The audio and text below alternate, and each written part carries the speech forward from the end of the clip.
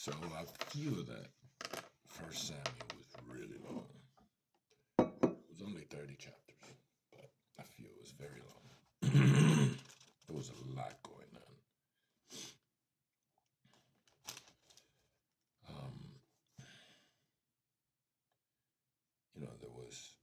There was a lot. It was the story of Saul and David and Goliath, Samuel. You know, he gives power to the king, and I believe here's where the people ask Samuel, we need a king. He's like, why do you want a king? I mean, this was in Samuel, right? He explains what a kingdom is. Yeah, Samuel explains everything about a kingdom. Oh, he's going to have these chariots, and he's going to have slaves, and he's going to take a tenth of this and a tenth of that, because at that time, Samuel was a judge, and the country was being run by the judges, not by kings. But the people wanted a king like other nations so they could take them into battle and whatnot.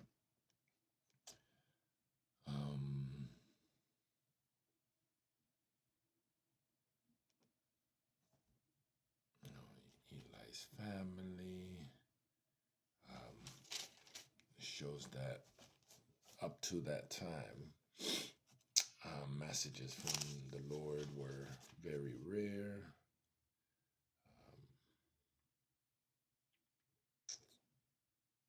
That's when, Samuel started talking to him. Samuel was the son of,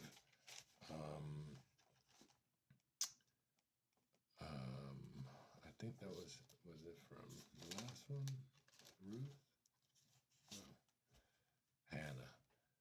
Hannah was, a woman that people would make fun of, and because she couldn't bear children, and then she, finally bared a child, because she asked God, like, let me bear a child, let me just have a child, and I'll give him back to you, to serve you. I just want a child, and that's what happened. She had a child. She was very proud, and she took him to the tabernacle, and he served the Lord under Eli. Eli's sons were pretty wicked, and God said, your sons are wicked and you haven't disciplined them, so I'm gonna kill them harshly. The few not cut off from serving at my altar will survive, but only so their eyes can go blind and their heart break, and their children will die a violent death. It's a little harsh. But Samuel was the good kid, serving God through there. And, one day he hears the Lord say, hey, Samuel. And he runs over to Eli. Yes, my Lord. You called. He's like, I didn't call you. Go back to bed. He goes to bed. And the third time,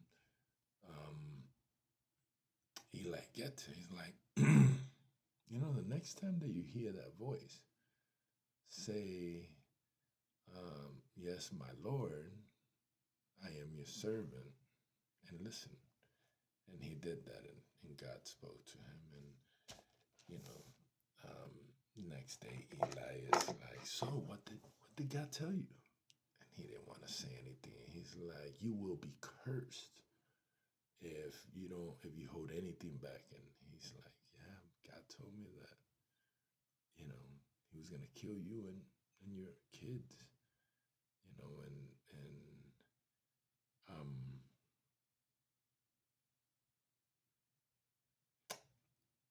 Eli said, it is the Lord's will. Let him do what he thinks. So that was pretty harsh.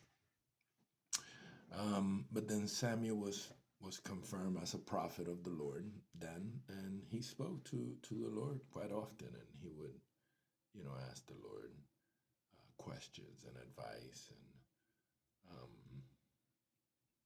you know, the Philistines captured the ark. The ark was this thing, you know, it's kind of like a box that they kept the Ten Commandments in, the two tablets, and Moses' law, book of instruction. Um, and the Israelites, you know, they have been going away from God, and you know, kind of like in idols, and they were losing to the Philistines over and over, and they decided, you know, let's take the ark, you know, and you know, by taking the ark, kind of like some sort of idol, maybe in mine, we would defeat the Philistines. And the Philistines were scared when they saw the ark. It was like, oh my God, this is the God of Egypt that rescued them and, you know, gave them plagues. You know, fight with all your might, guys. This could be it. You know, and the Philistines fought desperately, and they captured the ark, and they took the ark, and they took the ark to their pagan god Dagon, and and they put it in their temple. And the next day, the pagan god was like face down in front of the ark or something, and they were like, "How did that happen?" You know, and they lifted the pagan god. Next day, the same thing happened, but like the head and the arms fell off or something, and they started freaking out. They're like, "No, no, no, no! We're gonna take this. This we have offended the God of Israel." And all of a sudden, plagues of tumors came about and whatnot. So then they moved it to a town of Gath, and you know it was a lot. You know, the ark remained with them for 7 months. You know, number 7 is awfully. It's all over the Bible, all over at least the Old Testament. It's pretty wild. Um, you know, to the point that they sent offerings with 7 gold rats and 7 gold tumors to the Israelites as a guilty offering.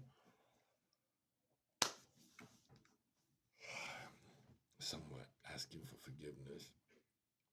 Um, and then,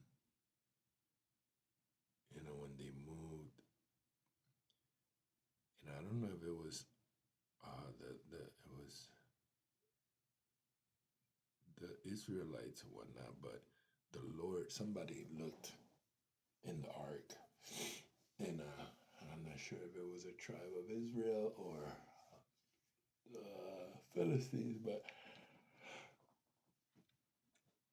pretty sure it was the Israelites, because the Philistines had already given the offering and returned it. But God got mad because they looked in the ark, so he killed 70 people for doing so. Samuel, you know, leads Israel and says, you know, you guys have been worshiping these other gods and whatnot, images of Baal and Ashtoreth, and you know, if you guys leave them, you know, repent and get rid of them foreign gods and images, and you know, worship the Lord, only the Lord, then you know, we'll be good.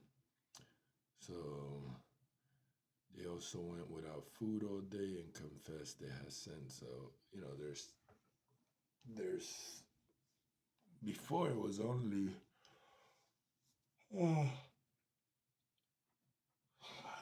you know, that Moses, I think Abraham, there was only a couple people that went without eating, fasting. But here in First Samuel, I see fasting a couple times, quite a few times.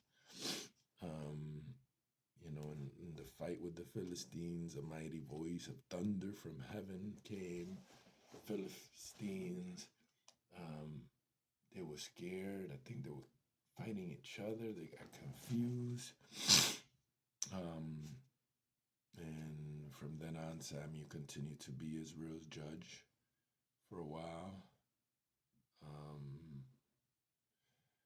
as he grew old, he put his sons as judges, but his sons were not the same way that he was. You know, they were greedy, they wanted money and whatnot, and that's when the Israel people requested for a king.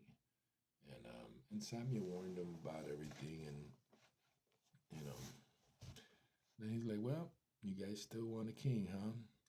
So Samuel asked God, what should I do about this? And the Lord replied, "Do as they say and give them a king." So, um, God walks him through, Jesse's son, this, that, the other, the tallest man in the nation, handsome, dark man, and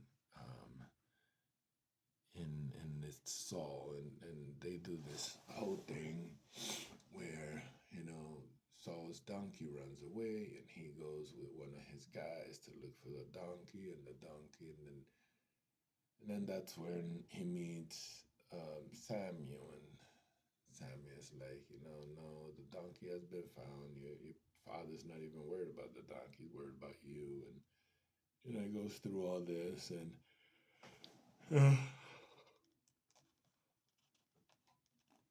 Saul's like, who am I? I come from the smallest tribe of Benjamin. Why are you talking like this to me? And he's like, no, you're gonna be the king, you know. And Saul, becomes a prophet, you know, of something that is a man God who lives here in his town, the seer, and the Spirit of the Lord will come upon you. You will change. You will be changed into a different person. There'll be signs, 7 days into further instruction. God gave him a new heart. Can anyone become a prophet no matter who the father is? That's what the people were saying. And then Saul is acclaimed as a king. No one in Israel is like him. And these other kings were oppressing their own people. He gouged out the right eye of each of the Israelites. There, he gave them 7 days. There was a lot of war going on at this time. The Lord has sought out a man after his own heart. Some 20 men in all. They climb up on using both hands. Oh, this was Jonathan.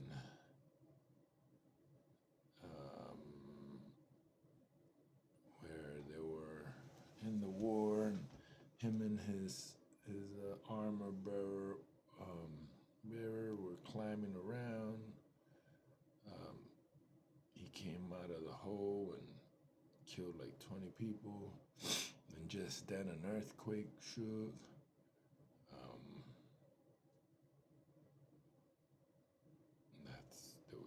That was where all the confusion happened. That Philistines started killing each other. So Saul was a great fighter. He was a little obsessed. At one point, he says, let a curse fall on anyone who eats before evening, before I have full revenge on my enemies. No one ate. It's what they call a foolish oath. And then his son Jonathan dipped his staff on some honey on the ground, and he had it, and they it became this whole thing, because then the soldiers were starving, that they killed some meat, some animals, and ate it without draining the blood, making a sin. It came down to Saul. Saul built an altar, did it the rightful way, but then he was like, okay, root cause analysis, somebody sinned, something happened, and they come to find out that it was Jonathan that broke the oath, and because he had dipped his staff in a little honey and tasted it. And Saul, Jonathan was Saul's oldest son. Saul said, "Man, you broke my oath, and you sinned against me." And it was only a little bit at the end of my stay. Does that deserve death? Yes, Jonathan, it does. But the people, um, came out and said, this is the man that came out and saved us. And so um, the people basically rescued Jonathan and saved his life. And Saul is like, okay, I won't kill him. But there was a lot of war at this time. Rebellion is as sinful as witchcraft. Stubbornness as bad as worshiping lords or idols. There was Samuel turned to go. Saul tried to hold them back, tore a hem of his soul, his robe. Lord was sorry he had ever made Saul king. Amen. And that one, that bothers me when I see little passages like that. Man, it's cold, it's hot, it's cold. I'm waiting for the snow. Because in the beginning of the book, God is like, oh man, this is the guy, this is the one. And then in the middle of the book, it says, Lord was sorry he had ever made Saul king. Lord doesn't see things the way that we see them by outward appearance, but the Lord, or people judge things by outward appearance. The Lord looks at the heart. I like that. Are all these, Samuel, so because of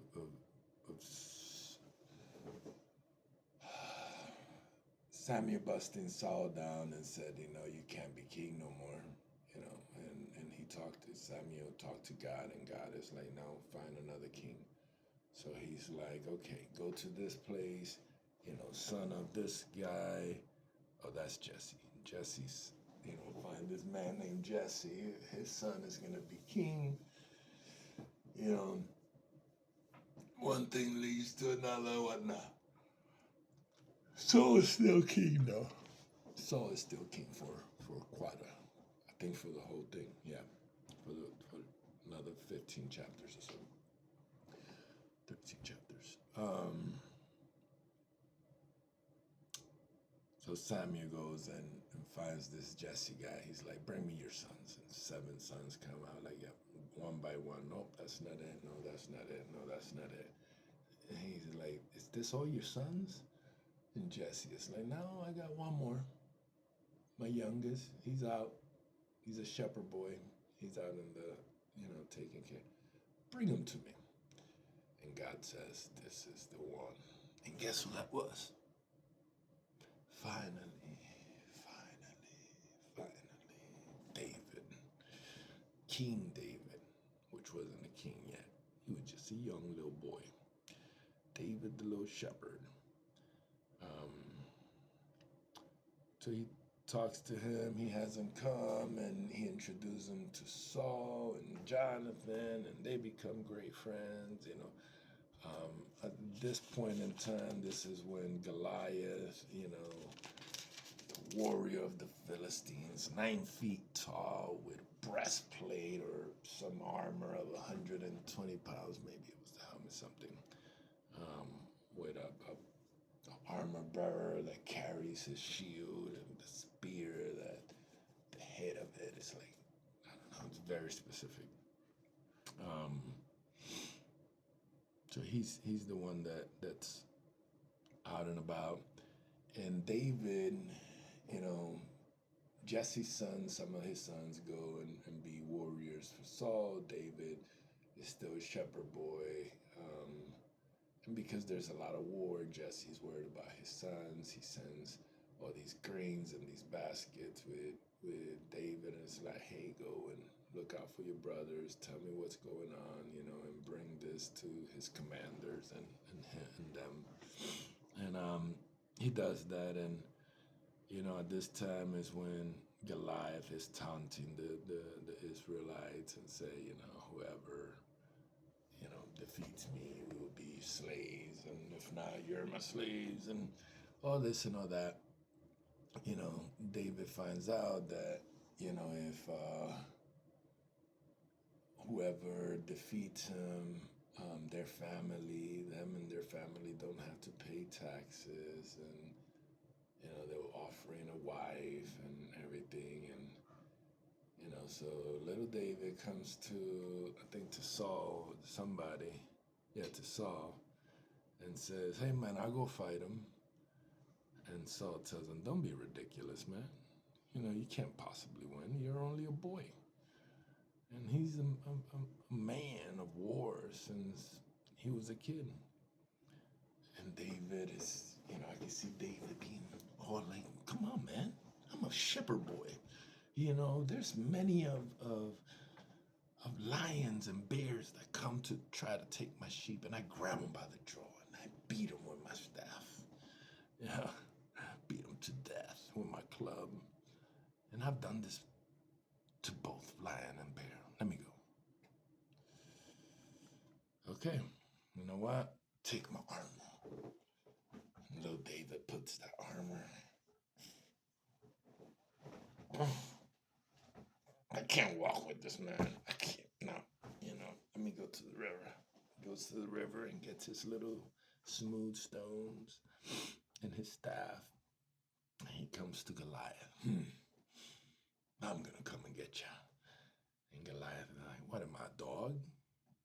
Like you come to me with a stick? Hey, let's play fetch." But pretty immediate. He takes his little sling right in the forehead, and Goliath falls down. David runs over there, takes Goliath's sword, cuts off his head, kills him. Done. No taxes for you or your family. It's pretty awesome. There was an immediate bond between Jonathan and David. Jonathan really loved David. Saul becomes jealous of David. Some people, obviously, this whole battle happened in front of many of people, and the woman of the town would be like, "Ooh, Saul has killed his thousands, David his 10,000s," and Saul was like, "What you mean? What you mean? They're saying I only killed 1,000 and him 10,000." He was jealous.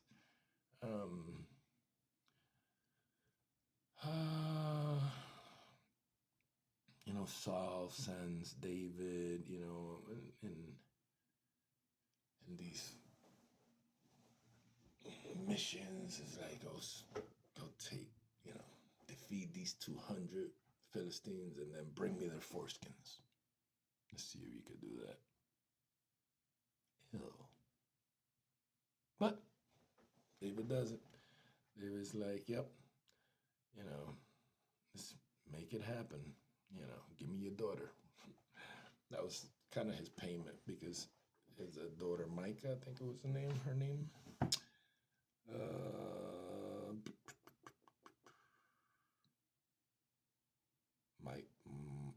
Michal.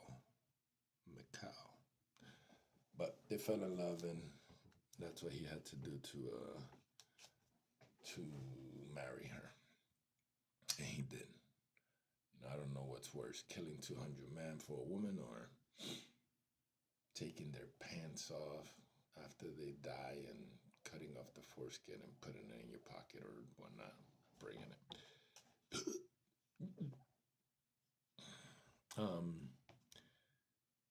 Two times Saul hurls his spear at David, kind of like playing around, but not really. And David dodges it. Yeah, it's a little weird. But, all all in all, Saul chases David. David, it's a huge part of this whole thing is David running from Saul and Saul chasing him, and Micah, hiding David, and Micah lying to Saul, saying, oh, he threatened me, and Jonathan, Saul's son, helping David. It was like Tom and Jerry. It was a lot of chasing, and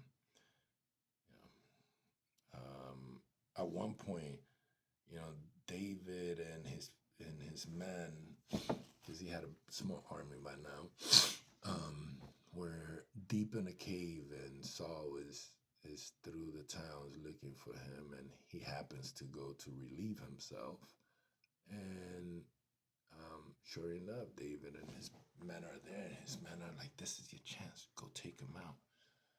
And David, still, reveres the king, and but he does cut off a piece of the robe, and he comes out, and Saul is like, "Rawr," and David is like, "Man, look, man, I could have killed you, but I didn't. I love you, but I took a piece of your robe just so you could see how close I came to killing you." And Saul, for a moment, I thought that was it. He's like, "Wow, like you paid my evilness with kindness, with love. Like, you're a better man than me, than I am." So I thought that was the end of that, but no. Saul at some other point, he comes after him. You go after them, you will surely recover everything.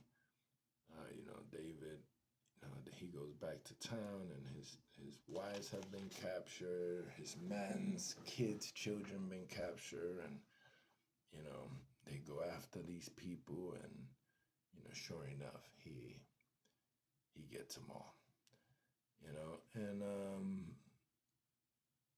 And Saul goes back into battle with the Philistines, and Philistines, they're winning. They're winning. They're taking over, and they killed 3 of his sons, including Jonathan, which was sad. I like Jonathan. And he tells his armor bearer, he's like, "Man, take your sword and kill me. Kill me. I'm not gonna die at the hands of them." And so his armor bearer, he just couldn't do it. So Saul falls on his own sword, and he kills himself. And his armor bearer, seeing that, he did the same. Killed himself. There was a guy. Now that I think about it, I'm pretty sure it was in this book. But there was another man that fell,